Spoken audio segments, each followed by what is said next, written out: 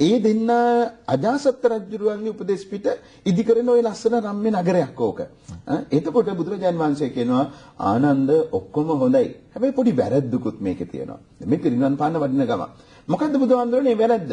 ආනන්දර කම්කරුවන්ට ගෙවල් හදලා තියෙන පැත්ත, මේ රජදරුවන්ට මැතිය මෙතුරුන්ට ගෙවල් හදලා තියෙන පැත්ත වල සම්‍යක් දෘෂ්ටික දෙවි දේවතාන් වහන්සේලා තමයි අධිග්‍රහිත වෙන්නේ. හැබැයි අර කම්කරුවන් උදෙසා හදලා තියෙන පැත්තේ නම් වැඩකරුවන්ට හදලා තියෙන පැත්තේ මිත්‍යා දෘෂ්ටික දෙවියෝ ඉන්නේ. ඒ නිසා ඒ දිශාවෙන් ඕක වෙන් වුණා නම් හොඳයි. ඔය දිශාවේ ප්‍රතිඵලය වෙන්නේ ආනන්ද දවසක මේ නගරය සම්පූර්ණයෙන්ම ජල ගැල්මෙන් සහ ගිනි දානාවකින් විනාශයටපත් වෙනවා.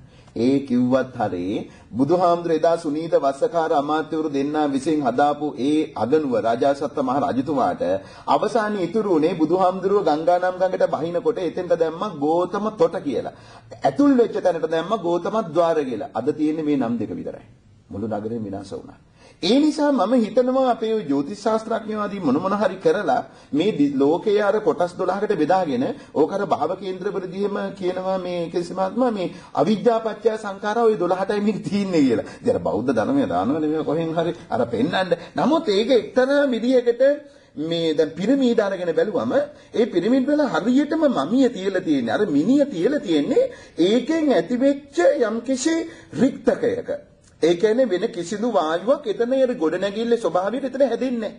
ඒ නිසා එතන අර ඊට පස්සේ විස බීජයක් නිර්මාණය වෙන්නේ නැහැ. ඒ නිසා අවුරුදු දහස් ගාණක් මේ මිනිය ස්වභාවිකවම පැවතුණා.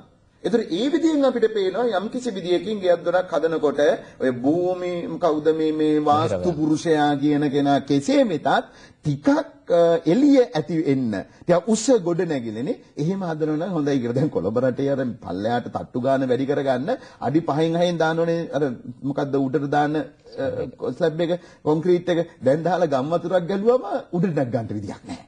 ඔව් දැන් ඉන්නේ කොන්ද නමාගෙන තමයි ඉන්න වෙලාව. ඉස්සර අපේ ගෙවල් එහෙම නෙවෙයිනේ. ඒ හොද්දට වාතාසනට බන්න මහ පන්සලකට ගිහිල්ලා රාජමහා විහාරයකට ගිහිල්ලා අන්න ඒ වගේ ටිකක් මේ වාතාශ්‍රයේන ඒ වගේ පිරිසිදුව ගයක් හදාගත්තට කමක් නැහැ. ඉතින් මම කියන්නේ ඒ විදිහයි හැම පැත්තකින්ම දාගෙන තුම් මුල්ල කෙසේ වෙතත් නේද? දැන් ඔය අපේ රේල් පාරවල ඉන්නලා අපේ අම්මා අප්පච්චි යන්තම් ගේ කැල්ලක් හදාගෙන තියෙනවා. මම හිතන්නේ මුළු 25ම තියෙනවා. හැබැයි ඕක ඇතුළට රිංගුවෙන් පස්සේ නැති භාණ්ඩයක් නැහැ.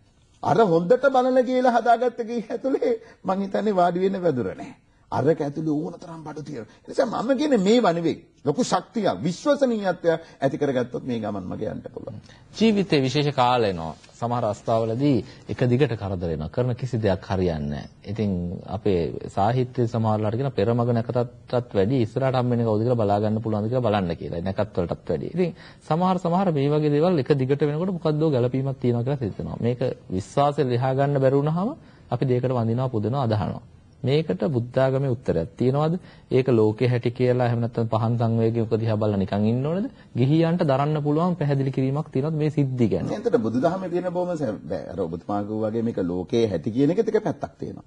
ඒක අතරලා ඉන්නවා කියන්නේ. අයි ලාභෝ අලාභෝ ඇසෝ යසෝච නින්දා ප්‍රසංසා සුඛංච දුක්ඛ. දැන් එකක් ඇත්ත. දැන් ලොකු තාත්තක් නැති වුණා. ඊළඟට අපේ ගෙදර එක්කෙනත් නැති වුණා. ඊළඟට මේ පුතත් නැති වුණා. මෙහෙම කියලා ඔන්න බලනවා. බලනකොට තුන් මාසෙන් මැරිලා. ඔන්න එතන දෙකක් නැහැ කොඩි විනියක් වල දාලා තමයි. එහෙම තමයි කල්පනා කරන්නේ. මොන කොඩි විනියක් ගන්න අනික ඉතින් වයස දැන් මේ ළඟදී 100 කෙනෙක් මලා 100 මැරිලා දවස් දෙකයි ආච්චිත් මලා. දැන් හිතන් ඉන්නවා මේක මොකක් කර කියලා. 100ට 97යිද කොහෙද ආච්චිටත් 90ක්වත් නෙන්නේ නැතේ. ඉතින් මැරෙන්නේ නැතුව. මේක මේ කවුරු කොඩි වින කරලා. ඉතින් මේ ලෝක ස්වභාවය එකක්. අනිත් එක තමයි අර ඉස්සරගේ පොඩි කොටසක් කියන අර නැකත කියන එක කියන්නේ වේලාවකට වැඩ කිරීම. ඒක බුදුදහම උපරිමයෙන්ම විශ්වාස කරනවා. හරියට දැන් චන්ද්‍රිකාවක් යම් තැනකට ස්ථාපිත වෙන්න ස්ථානගත වෙන්න යවන්න ඕන තප්පරයට ගණනය කරලා යවන්න එපා. ඉතින් ඒක තමයි අපි ඔය කරන්නේ. කල යුතු දේ තමයි බුදුදහම කියලා කියන්නේ නැකතක් කියලා කියන්නේ මොකද්ද? තියෙන තැනකින් ඒක සුද්ධ කරගෙන අපි වැඩේ පටන් ගන්න. ඒ කියන්නේ වැස්ස තියෙන වෙලාවට ගොවිතැන් කරන්න. අපිට ඕන වෙලාවට නේද නැකත් සුද්ධ කරගන්න ඉන්නේ. අනේ මෙහෙම එකක් කරන්න තියෙනවා නැකතක් බලවල දෙන්න. එහෙම බෑ. නැකත තියෙන වෙලාවට වැඩේ කරගන්න. අවුව පායලා තියෙන වෙලාවට වී වේලන්න ඕනේ. කුඹුර අස්සද්දන එක කරන්න ඕනේ වහින වෙලාවට. දැන් මේක එහෙම නෙවෙයි. වහින වෙලාවට වී වේලන්නේ කුඹුර අස්සද්දන වෙනවා පායලා තියෙන වෙලාවට. අන්න වැරැද්ද. ඉතින් ඕක අල්ලගෙන මොන ශාස්ත්‍රඥයෝ හරි ඉන්න පුළුවන්. දැන් මිනිහ එළියට ගන්න ඔබතුමා කියන්නේ නැකත් බලනවානේ. මිනිහ එළියට ගන්න මේ ළඟදී එක්තරා ගමක ගෙල්ලෙලා 4ට කියලා පාංශුකෝලේ හිටිය වාඩි වෙලා මෙන්න මිනිහ එනවා ජනේලෙ උඩින්. ජනේලෙ අස්සේ ඒක ගලවලා තියලා. අපි මේ මොකද කියලා නෑ දිශාව ඒ පැත්තලු. ඒක නිසා ඒ පැත්තට උළුවස්සත් තිබෙනද ජනේලෙ ගැලෙව්වලු. ජනේලෙ ගලවලා එනවා 4:33ට මිනිහ. 4:33ට ඔන්න මල කුණකට කොහොමද දෙයියනේ නැකත් හදන්නේ? එහෙම නැත්නම් කුසිය කුණු අරන් දාන්න නැකත් හදන්න එපා. ඉතින් ඒ විදියෙන් අරගෙන බැලුවම ඔය සිද්ධි වේගෙන එනකොට අපි කම්පා වෙනවා. අනේ මොකද්ද මේ? ඉතින් ඒක මම හිතනවා ධර්මානුකූලව බෝධි පූජාවක් තියලා, සෙත් කවියක් කියලා, තබන් දානයක් මානයක් දීලා යම්කිසි පැත්ත. නමුත් ඕකට බලවන්න ගියොත් එහෙම ඔය කේන්දරේ දෙකක් නැහැ. අර වෛද්‍යවරයෙක් හම් වෙන ගියා වගේ තමයි. ලෙඩක් තියෙනවාමයි. මොනවා හරි පෙත්තක් දෙනවාමයි. ආයෙත් නෑ බැලුවා බලන්න ඉස්සලා කියන්නේ කො අර ටික මේ කරගත්තද? අර ECG මන් දන්නේ මොන CG ඔක්කොම ටික ගන්නේ ඒ වගේ තමයි නක්ෂත්‍රකාරයා. ඒත් කියනවා මොනවාරි මේක තියෙනවමයි වැරද්දක් තියෙනවමයි. ඉතින් ඒ නිසා වඩා අවශ්‍ය වෙන්නේ මොකද්ද? Taman ශක්තිය තීරණය කරන Tamanගේ අභිමානය තමයි මේව වෙනවා. අපිට කවදාවත් තව කෙනෙකුට වෙච්ච නැති දෙයක් වෙන්නේ නැහෙනි. වෙලා තියෙන්නේ අනුන්ට වෙන දෙයක්මයි. එහෙනම් ඇයි මේකට කම්පිතෝ? ඕකට ඇතැම් වෙලාවට කොඩි විනයක් ඕනේ නැති. එහෙනම් මේක හාරමු ගොඩ දාමු තොইলයක් නටමු කියලා තව 35000ක් යනවා. ඊළඟට අන්තිමේදී ගෙදර බලවණු ඇවිල්ලි වෙරලා මේ මේක ආවිල්ලා කියන කොහොමද දෙයියනේ මේක තියෙදි මේ බලන්න කුළුවස් උරටම පරාලේ හිටලානේ. මේ දොර ඇරෙන්නේ මේ බිත්තිය පැත්තටනේ. මේ ගේ පැත්තට නෙවෙයිනේ. මේකනේ මේක ගලවන්න.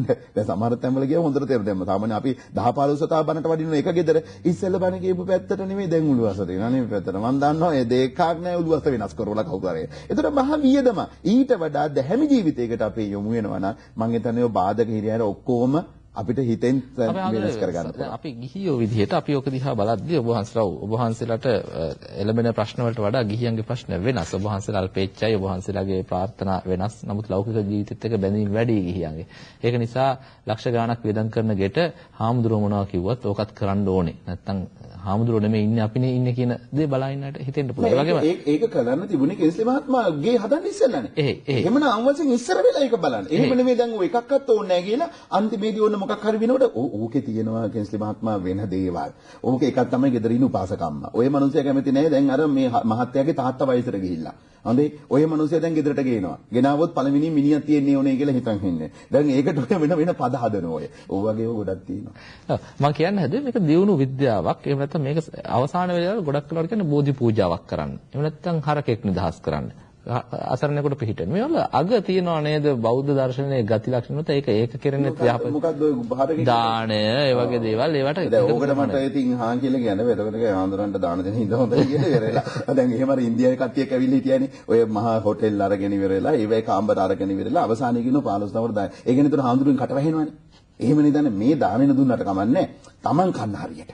මේක තමනුත් කන්න නැතුව අනුන්ට දෙන්නේ කොහොමද? නේද? ඒ නිසා Taman කන්න. ඔය ඕවයි තියෙනවා එක එක විදිහේ පැති. දැන් මොකද හරකෙක් නිදහස් කරනයි කියලා කියන්නේ? මොකද හරකින් හරක් නිදහස් කරන්න පුළුවන්ද? කොහොම නිදහස් කරන්නේ මරණේ? ඉතින් ඊළඟ ඉන්න එකට පැය ගාන විනාඩි ගානකින් ඉස්සර කරානේ. ඒ පාපේට කර ගහන්නේ කවුද? දැන් අර දෙවියන්ට මරණ හිටපු සතා. නේ? එතකොට දැන් මේ නිදහස් කරා කියලා කියන්නේ දැන් නිදහස් කරන්න කීයක් වීදම් වෙනවද? හරකාගේ උපරිම මුදල රුපියල් 5000 වෙන්න පුළුවන්. නිදහස් කරන්න 15000ක් යනවානේ. එතකොට අර උන්නේ හෙට රුපියල් 15000 කියන්නේ අර 3 දිනක් ගන්න සල්ලි දුන්නානේ අපි. මොකද්ද ඒ කරන්නේ? හරක් නිදහස් කරනවා නම් කරුණාකර හරක නොබිකන ඉන්න.